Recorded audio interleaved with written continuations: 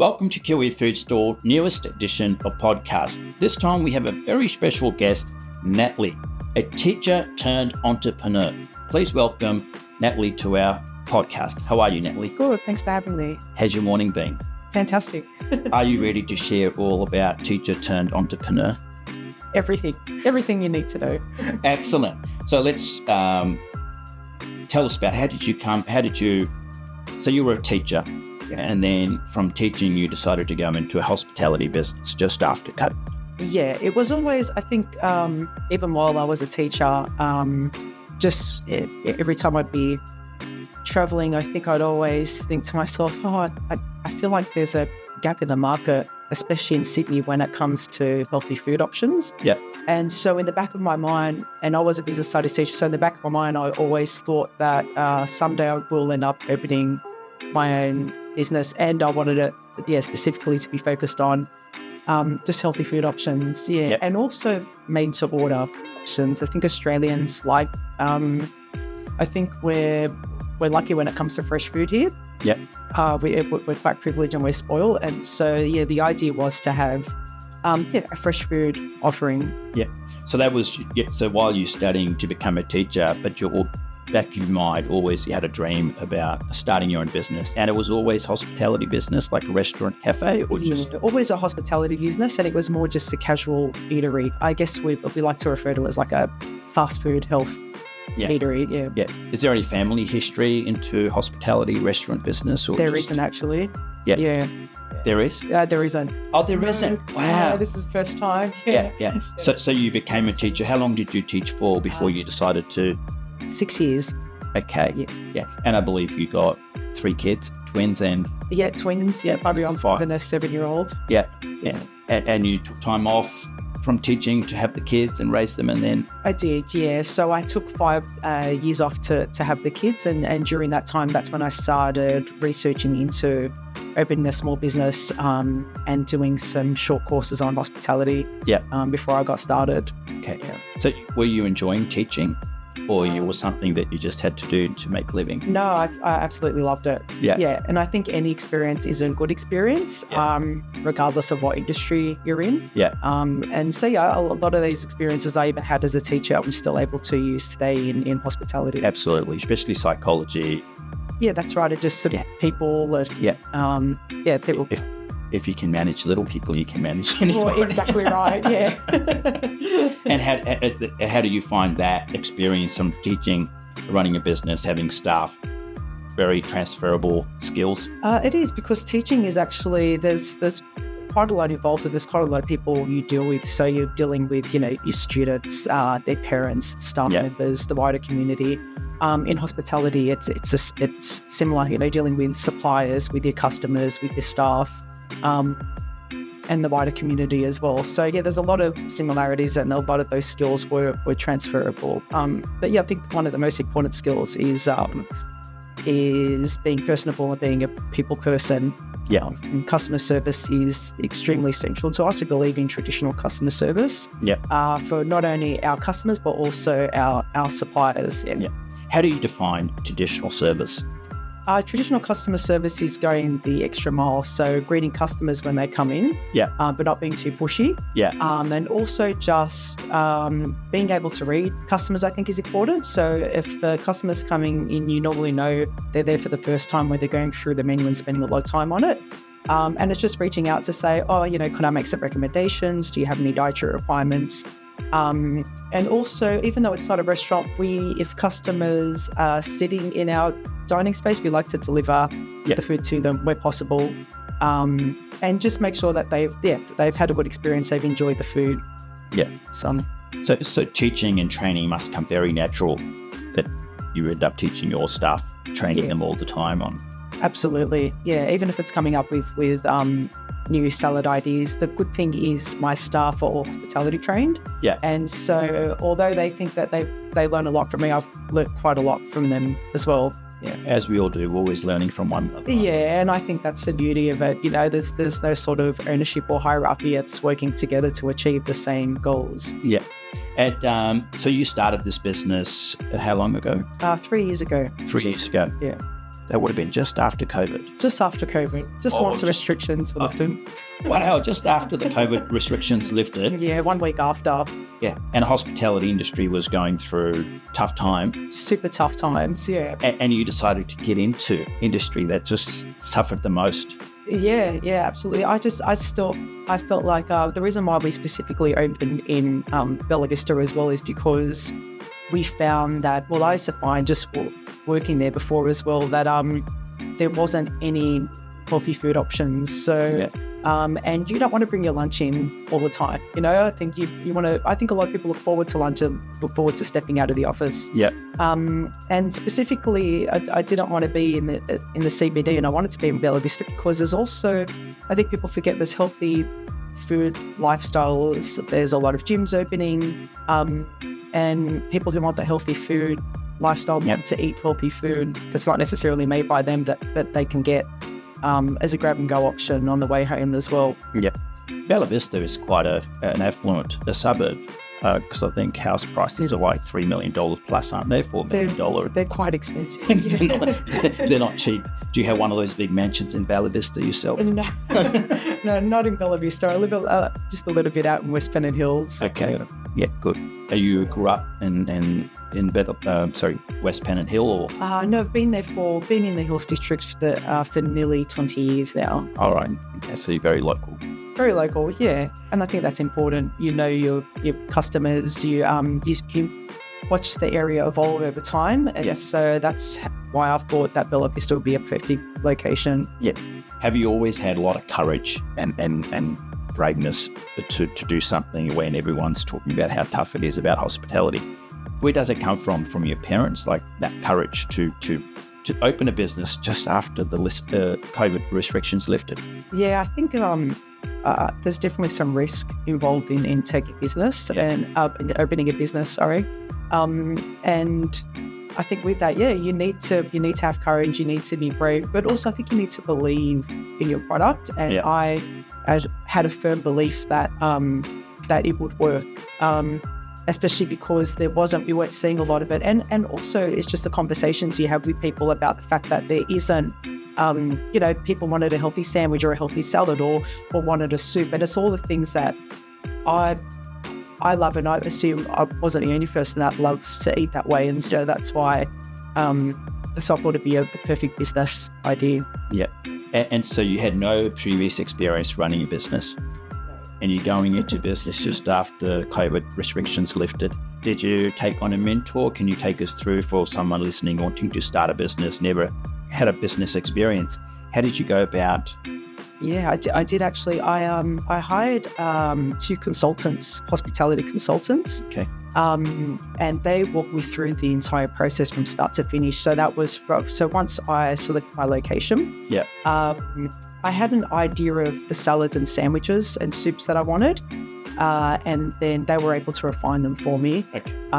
Again, because I didn't have that sort of detailed experience with, pairing all the big ingredients and knowing all the flavor combinations that would work. But not only did they do that, so they helped design the menu, but they also helped with the design and construction side of things.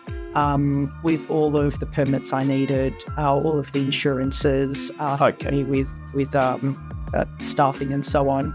So they were with me from start to finish. And even after I opened the business, they were still there, and they still do to this day, 2.5 years later. They're here to guide me, especially when I open the wholesale side of the business. Yeah, excellent. So they had a broad experience in terms of being able to help you with menu, construction, design, permits. That's right. Yeah, they had over 20 years experience. Yeah. So did they help you with your fit out and also the leasing agreement and everything? Yeah, the leasing agreement was something that I had arranged, but with the fit out, the designers, specifically designers and architects that worked on other hospitality venues. They were all part of that process. Yeah. So did you negotiate your own rent? I did.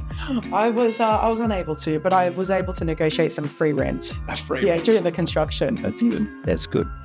Look, that's a risk in itself, taking on a lease and then setting up the business, and it requires a capital effort. And yes, that's about 3 years on, and you are booming business. Yeah. You had no plan to do wholesale. Tell us a little story about your wholesale and adventure. Yeah, we'd never been in wholesale. We just thought we were, initially the idea was just to increase the retail side of business, and the branding has been really well considered so that it's a franchisable model as well. Wow.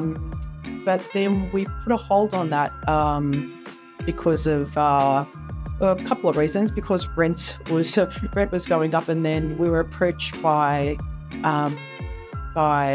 Morale, your wonderful buyer, and she had faith in us, even though we had no wholesale experience, that we would be able to do it. I think she loved the product, and we worked really closely together for those few months until we were in QE stores. And I think that that positive working relationship has just led to us flourishing, and now getting into other retail stores as well.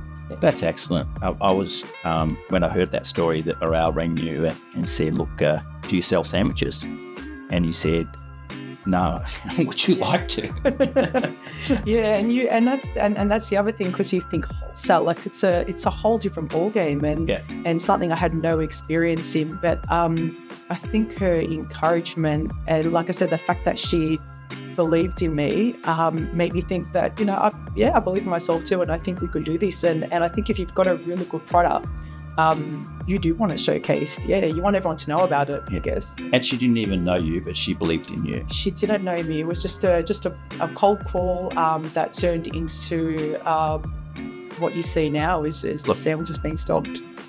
That's her. She believes in people. Yeah. And I can only imagine she's empowering you, encouraging you that you can do it. It's easy, this is what you've got to do. And exactly right. It'll be fine. And yeah, she probably would have made it really easy.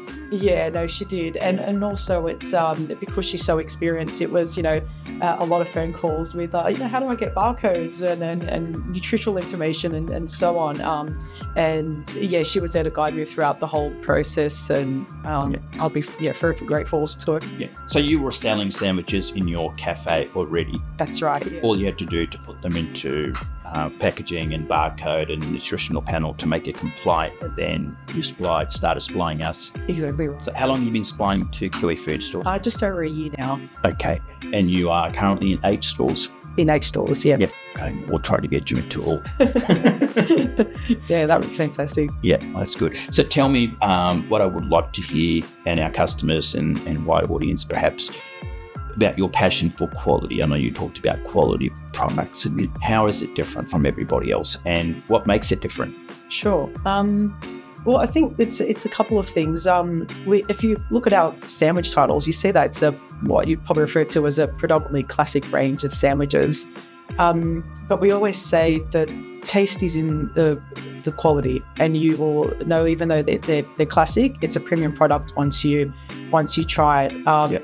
And that's because of the love that goes into it. And a lot of people think, it's just a sandwich, but there's a lot of steps that are involved in making a sandwich. First, it's quite labor intensive. And secondly, those hundreds of eggs that we're using each week, they are all boiled, they are peeled by hand, they are seasoned. Same with our chicken. We're going through over 100 kilos of chicken per week. That chicken is cleaned, it's marinated, it's cooked, and then it's shredded and marinated further. And then that's before all the assembly takes place of actually making the sandwich. So wow. Yeah, we always hope that when customers have our sandwiches, that they can see the love that's gone into it. It's extremely important to us. Yeah. Yep, that's good. I eat 4 eggs a day, and I hate peeling them every day. I feel for your staff having to peel hundreds of them. That's right. Yeah. How they're fingered. It's been like that. We've gotten used to it now, and it's amazing how quick you become at a process once you're doing it repetitively. Yeah. So there's no like a machine or tool that can just take the peel off? There is, and we did trial when we were doing our egg sandwiches. We did trial eggs that were peeled already and brought into us. But again, it comes down to quality for us, and the quality wasn't the same as us doing it ourselves. Yeah, no, fair enough. I can hear the quality word. It's super important. It's part of our philosophy. Yeah. So Kiwi was your first retailer to introduce these products, but I've heard from you earlier that now you've got an increased demand from other retailers reaching out to have your product. That's right, yeah. And a lot of them I'd say that they've seen us on socials, or that they've had one of our sandwiches from a Kiwi store. Yeah. And that's helped us to grow our wholesale side of our business, which is our primary focus for the next couple of years. Yeah, and you're mainly manufacturing these sandwiches out of your facility in Bella Vista from the cafe. Yep. Yeah. Is it a big facility that you? It's sizable. I think we would make it work to our advantage, and I think it all has to be really process driven. Yeah. And as long as you've got a process in place which is efficient, I think you can make it work. And we've got a really good size core room as well. So that's so sort of made and then early delivery the next morning from about 5:30. Yeah. So you set up, basically you have the capacity to supply many more retailers. Yeah, absolutely. We've got the capacity, because once we close our retail store, then the hours that follow are all for wholesale, and that can go well into the night if needed. Yeah, that's good. And I would like to hear, how did you come up with your name, Bowl and Bean? Oh, actually, that's a good question.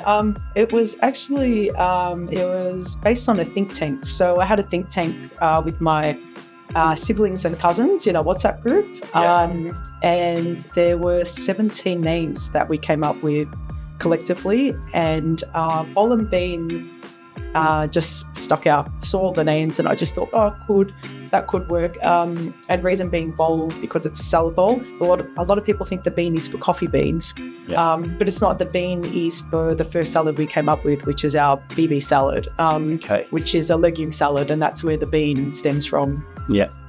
How big is your menu?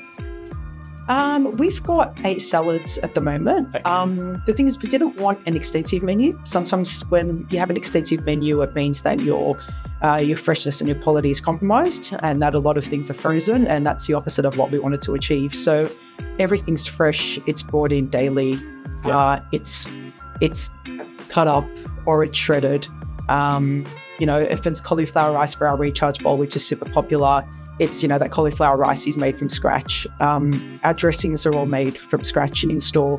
And that was the idea, is that we wanted to make sure everything was made in store, including our soups, so that you can taste the freshness. And also, I think it's about tasting the difference. Absolutely. That's good. That's, do you have what's your vision like for the brand, for a Bowl and Bean to increase? So I'd like to focus for the next 12 to 24 months on increasing our wholesale business before we decide to open more stores around Sydney. Do you have a number in mind?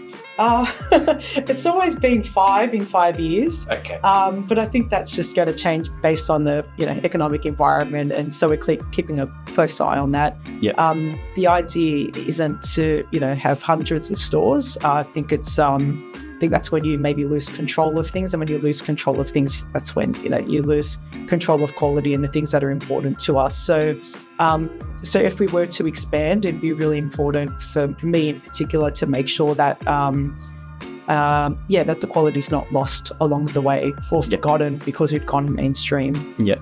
And do you run this business with your partner? No, myself. Oh, just yourself? Yeah. Wow. Yeah. Okay. And you got 3 daughters? I do, yeah. And your partner, he runs his own business. He runs his own business. So he's very busy at home. Very business heavy family. It is, yeah. I think the most important thing for us is we just knew from the get-go that you need to have a really good partnership. And so we divide things up so that it makes it a little bit easier on us. And so, we just find if we split our time with, sometimes he does pickups, so I do pickups or drop-offs and so on. That's helped because the wholesale side of the business requires me to stay back by a number of hours after school hours. And so, I just find having a really good partnership helps. Absolutely. To make sure that it runs smoothly, and they're seeing both mum and dad, which is great. So, but also really difficult at times. It is? Yeah, it is, yeah. How many hours do you work a week? So probably do about 40 hours in the shop itself. But then you've got easily another, 10 to 15 hours on top of administration work and also chasing new leads. Well, so you do all that yourself as well as running the cafe. So that's 55 hours a week on average? Yeah. Yeah. So who takes time off when kids are seated?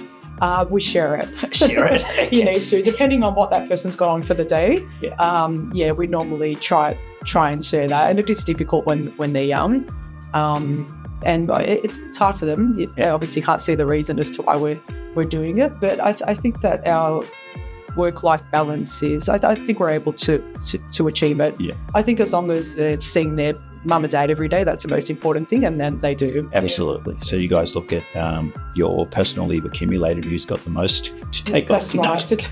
Well, even though that doesn't really exist for us, and sick leave doesn't exist for us, but I'm just having a joke. Yeah, we try and make it. We try and make it work, and I think we do a really good job of trying to make it work while we're running our own businesses as well. And I think it's just the reality of today's day and age is that in most cases, you've got two people working. Yeah, absolutely. All the adults in the house got to work. Yeah, that's right. Make it work. Yeah. Because of our lifestyles. Yeah, and I think that's one of the main contributors that we forget. Yeah, we do like to eat out a lot and spend a lot, and so if we're going to do that, we need to be able to work for it as well. And I think it's good for kids to see both. I think it's healthy to see both parents working, and they know we run our own businesses, and that they know that in order for them to get the things that they want, that go to the school that they want, that we need to be able to work hard. Yeah, definitely. So you just got Saturday off. That's why you need to do this podcast. Yeah, I try and get Sunday off sometimes. Sometimes I'm in the shop as well. So you do the administration as well as you the cafe manager, the wholesale manager. How many hats do you wear? Quite a few, actually. We do have a fantastic kitchen manager, and that definitely helps take the pressure off a little bit when if I'm not there for whatever reason. But then, I think I like the sense of control of just making sure, I do have most of those hats on, so that, nothing's gone unnoticed. Yeah. I heard you said that you got a small menu, limited range, and so most of your focus is improving quality all the time. So how many in the range for sandwiches? We've got 6 currently, and we're just about to introduce a new vegetarian vegan option, which will be a falafel wrap. Oh, beautiful. So just to make sure we're catering to everyone, and down the track, we'd probably even see maybe a gluten-free wrap as well. To make sure we're covering all dietary requirements. Excellent. So your goal is to continue to grow the range? Yeah, to continue to grow the sandwich range. Yeah, okay. Do you have a number in mind to how many? I probably wouldn't want to go more than 8. Okay, yeah. And then make seasonal changes based on that's right, yeah. Because sometimes you find too much variety is confusing for customers as well, and it's good to keep it simple. That's me. Yeah. So decision paralysis. Well, that's right. You can't make a decision when there's too many. If there's limited, you're like, okay, just that. Yeah, and that's the aim, is not to, and that's why the menu's designed the same way. You've got 3 soups on rotation, you've got 8 salads, 5 different sandwich varieties. It's just it's keeping it simple, also, so that it doesn't get too overwhelming for the consumer. Yeah, that's good. It's been a good journey so far for you. It has, yeah, and thanks to QE for being able to step into wholesale, and we're really enjoying that part of the process as well. Yeah, well, look at both way, right? So we reached out to you because we needed a sandwich range. We didn't have one, or we haven't had a successful one in our store, so it works for us. So thank you for taking Morale's recommendation on starting a new wholesale business and a sandwich range that's going really well in our stores, and I hope it does well for you as you put into other retailers. Thank you, Bruce. Thank you very much for coming to this podcast and sharing all about your passion in relation to food and teacher turned entrepreneur. And thanks for having us. Okay. Thank you, Natalie. Have a lovely day and have some time with the family. Thank you. Appreciate it. All right. Thank you.